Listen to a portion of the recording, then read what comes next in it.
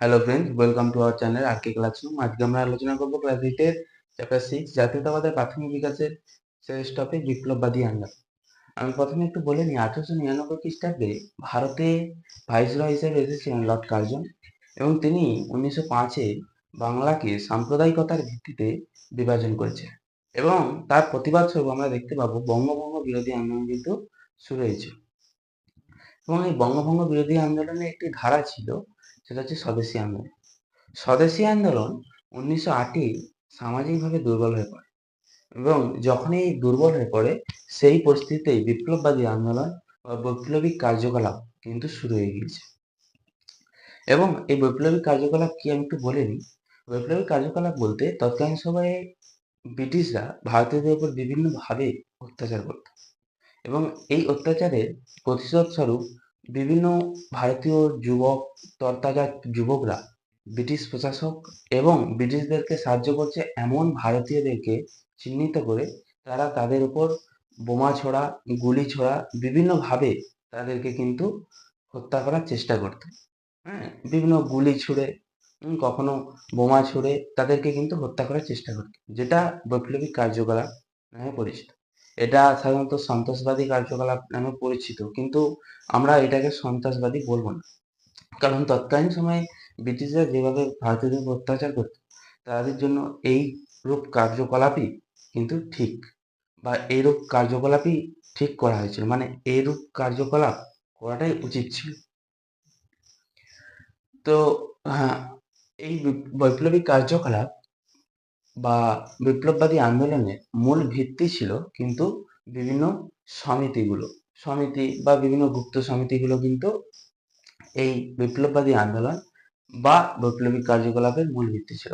এই সমিতি বা গুপ্ত সংগঠনে কি হতো না, শরীর চর্চা, অর্থাৎ বিভিন্ন যুবকদের বিভিন্ন ব্যায়াম, হ্যাঁ, এমনকি লাঠি খেলা, হ্যাঁ, এবং কি গুলি ছোড়া এবং বিভিন্ন প্রভৃতি কিন্তু এখানে শেখানো হতো। বিভিন্ন বৈপ্লবিক কার্যকলাপ এখানে কিন্তু শেখানো হতো। এমনকি এইসব সংগঠনের উদ্যোগে সমাজসেবামূলক কাজও হতো। এমনকি এই সংগঠন বা এই গুপ্ত সমিতিগুলো ছাত্রদের মধ্যে স্বদেশী ভাবধারা প্রচার করত। আমরা যদি দেখি এই সমিতি সংগঠন সেই সময় কিন্তু বিভিন্ন জায়গায় গড়ে উঠেছিল। মহারাষ্ট্রে বাসুদেব বলবন্ত পান্ত সাধারণ মানুষদের নিয়ে একটি সংগঠন তৈরি করেছে এবং এই সংগঠনের পক্ষ থেকে বিভিন্ন বৈপ্লবিক কার্যকলাপ কিন্তু হতো। এমনকি বাসুদেব বলবন্ত পান্ত কি করতেন না, বিভিন্ন ব্রিটিশ প্রশাসক বা ব্রিটিশদেরকে সাহায্য করছে এমন ভারতীয়দের বাড়ি চিহ্নিত করে কিন্তু তাদের বাড়িতে ডাকাতি করত এবং ডাকাতি করে সেই ডাকাতির করে যে অর্থ তারা পেত সেই অর্থ দিয়ে তারা আবার অস্ত্র কিনত এবং অস্ত্র দিয়ে আবার বিভিন্ন বৈপ্লবিক কার্যকলাপ কিন্তু করত। একটা সময় পর তিনি ধরা পড়ে যান এবং এই যে সংগঠন তিনি তৈরি করেছেন এই সংগঠনের পক্ষ থেকে বিভিন্ন বৈপ্লবিক কার্যকলাপ কিন্তু বন্ধ হয়ে যায়। এবং আমি একটা ইনফরমেশন দিয়ে রাখি, এই বাসুদেব বলবন্ত পান্তকে বিপ্লববাদের জনক কিন্তু বলা হয়। এটা একটা তথ্য, এটা অনেক সময় পরীক্ষায় দিয়ে দেয়, তাই আমি বললাম। তো বাসুদেব বলবন্ত পান্তকে কিন্তু কি বলা হয় না, বিপ্লববাদের জনক কিন্তু বলা হয়। এরপর আমরা বাংলায় আসি। বাংলার মধ্যে কলকাতায় কি হয় না, অনুশীলন সমিতি তৈরি হয়, মানে প্রতিষ্ঠিত হয়। কে প্রতিষ্ঠা করে? অনুশীলন সমিতি প্রতিষ্ঠা করে সতীশ চন্দ্র বসু।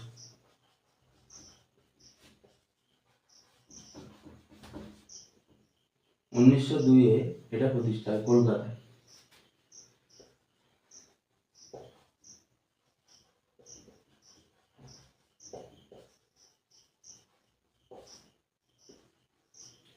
এবং তারপরে 1906-এ ঢাকা অনুশীলন সমিতি প্রতিষ্ঠিত হয় ঢাকায়।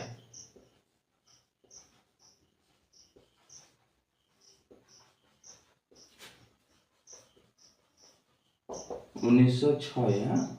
এরপরে না পুলিন বিহারী দাস, এই অনুশীলন সমিতিরই এটা একটা কিন্তু শাখা ছিল।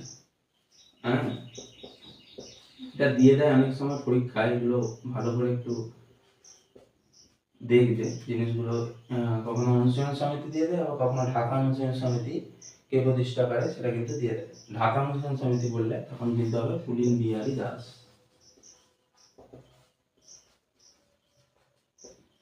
অনেক সময় নয়, প্রায় দিয়েই দেয় এগুলো, কিন্তু প্রশ্নগুলো কিন্তু দিয়ে দেয়, আবার কখনো সালও দেয়। তো সবগুলোই কিন্তু ভালো করে একটু দেখে নিন। এই অনুশীলন সমিতির পরেই ঢাকা অনুশীলন সমিতি তৈরি হয়, এবং এই ঢাকা অনুশীলন সমিতির সাথে অরবিন্দ ঘোষ তার একটা মতবিরোধ সৃষ্টি হয়, এবং সেই মতবিরোধ থেকে কি হয় না, যুগান্তর দল সৃষ্টি হয়। এই ঢাকা অনুশীলন সমিতি থেকেই যখন ঢাকা অনুশীলন সমিতির সাথে অরবিন্দ ঘোষের একটা মতবিরোধ দেখা যায়, তখনই কি হলো, ঢাকা অনুশীলন সমিতি থেকে একটা দল সৃষ্টি হলো, সেটা হচ্ছে যুগান্তর দল।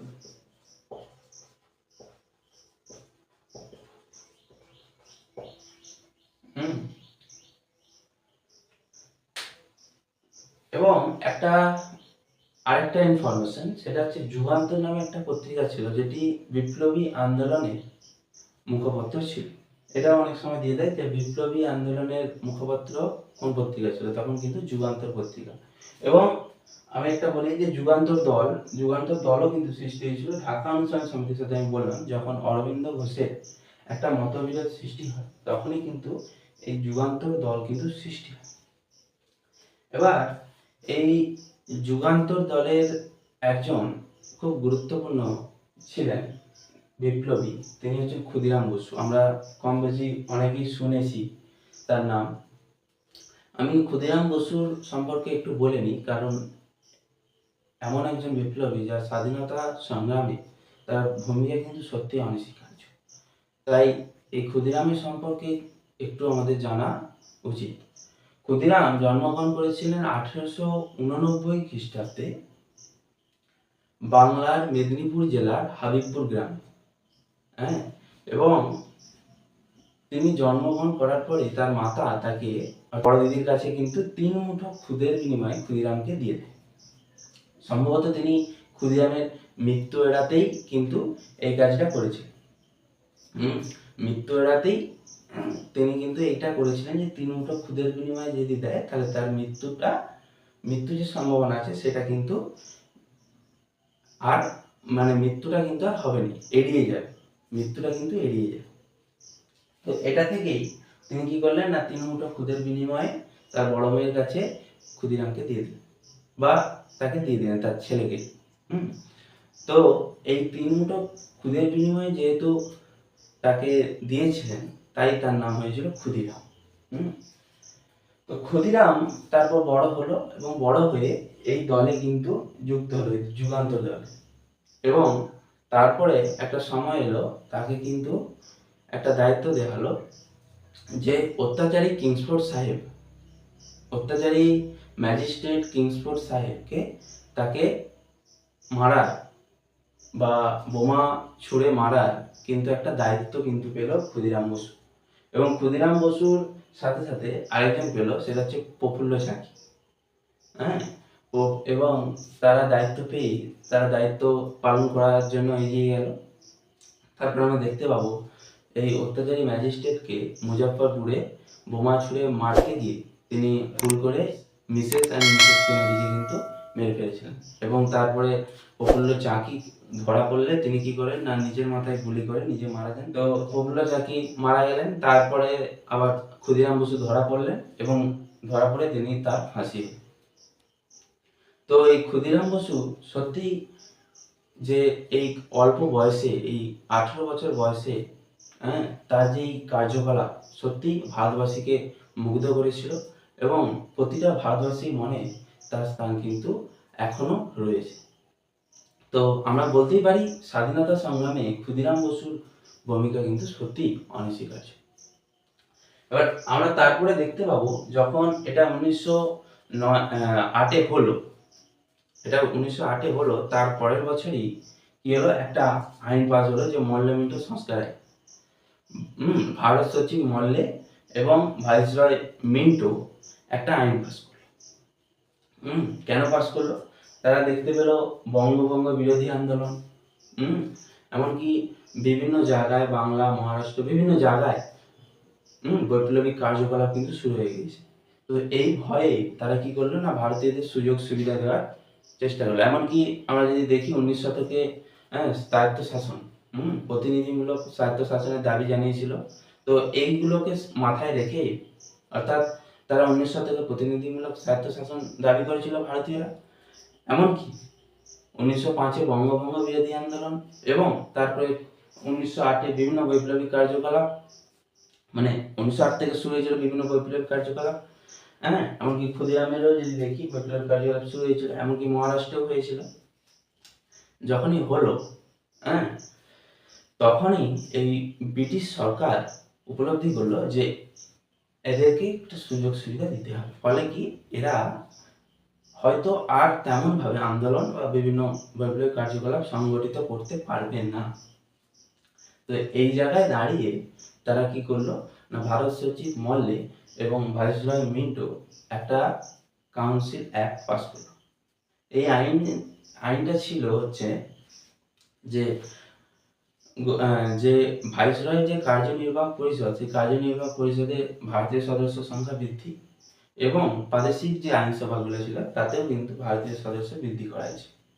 এইসব সুযোগ সুবিধা দিয়ে এই ভারতীয়দেরকে বোঝাতে চাইছিল যে ইংরেজরাও তাদের শুভাকাঙ্ক্ষী। এটা বুঝিয়েই তাদের যে আন্দোলন, তাদের যে বৈপ্লবিক কার্যকলাপ, এটা কিন্তু নিষ্ক্রিয় করে দিতে চেয়েছিল। তারপরেও বাংলায় ব্যাপকভাবে কিন্তু বৈপ্লবিক কার্যকলাপ হচ্ছিল। ফলে সরকার চাপে পড়ে কিন্তু বঙ্গভঙ্গকে রোধ করেন, অর্থাৎ বাংলাকে যে দুটো প্রদেশে ভাগ করে দেন, সেই দুটো প্রদেশকে আবার এক করে দেন। এমনকি সেই সালেই কলকাতা থেকে রাজধানী কিন্তু দিল্লিতে নিয়ে চলে যায়। ফলে সরকারের যে ভয়, সেই ভয়টা কিন্তু স্পষ্ট হয়। এবং তারপরেও আমরা দেখতে পাবো পাঞ্জাব, যুক্তপ্রদেশ, এমনকি উত্তর ভারতীয় বৈপ্লবিক কার্যকলাপ শুরু হয়। হ্যাঁ, এমনকি একটা আমাদের বাংলার ছেলে যতীন্দ্রনাথ মুখোপাধ্যায়, যিনি বাঘাযতীন নামে পরিচিত, তিনি একটা বাঘকে আস্ত মেরে ফেলেছিলেন। একটা আস্ত বাঘ, হ্যাঁ, কে তিনি মেরে ফেলেছিলেন। ফলে তার নাম কিন্তু বাঘাযতীন। তিনি জার্মানি থেকে অস্ত্র এনে এখানে বৈপ্লবিক কার্যকলাপের পরিকল্পনা করছিলেন এবং সেই পরিকল্পনা বা তার যে বৈপ্লবিক কার্যকলাপের যে তিনি করার যে চেষ্টা করেছিলেন বৈপ্লবিক কার্যকলাপ, সেটা কিন্তু আমরা দেখতে পাবো পরবর্তীকালে ব্যর্থ হয়েছিল। তো আমরা যদি বলি যে ভারতবর্ষের বিভিন্ন জায়গায় যে বিপ্লবীরা, বিশেষ করে বাংলার বিপ্লবীরা, হ্যাঁ, ভারত মাতার যে শৃঙ্খল মোচনের জন্য বদ্ধপরিকর ছিলেন, সেটা কিন্তু আমাদের কাছে স্পষ্ট।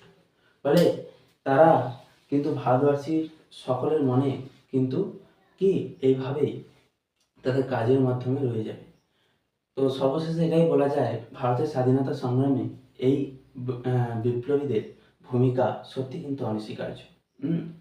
তারা কিন্তু ভারতের স্বাধীনতা আনতে কিন্তু ব্যাপকভাবে সাহায্য করেছে। তো ঠিক আছে, আজকে আলোচনা এই অবধি। দেখা হবে পরের ভিডিওতে। ততক্ষণ ভালো থেকো, সুস্থ থেকো।